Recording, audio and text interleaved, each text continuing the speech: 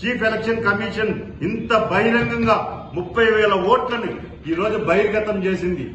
ఈ బోగస్ ఓట్లకు వెనక ఉన్నటువంటి అధికారులతో పాటు ఏ నాయకుడు ఉన్నాడన్న వాస్తవాలు బయటకు తీసుకురండి. ప్రజాస్వామ్యాన్ని కాపాడండి. బోగస్ ఓటర్లను తయారు చేసినటువంటి అధికారుల భర్తం బట్టి జైళ్లకు పంపించండి. ఈ రోజు ఉదాసీనంగా వ్యవహరిస్తే ప్రజాస్వామ్యం నవ్వుల పాలవుతుంది.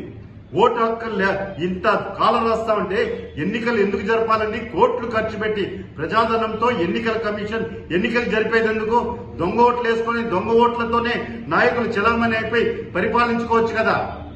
ఎలక్షన్ కమిషన్ కి నిజంగా చిత్తశుద్ధి ఉంటే అధికారుల భర్తం పట్టి ఈ బోగస్ ఓట్ల వెనుకున్నటువంటి నాయకుల్ని కూడా 10 సంవత్సరాల పాటు ఎన్నికల్లో నిలబడేదానికి అర్హులుగా కాకుండా అనర్హత వేటు వేయాలని చెప్పి నేను ఒక ప్రజాస్వామ్యవాదిగా స్థానికుడిగా డిమాండ్ చేస్తున్నానండి.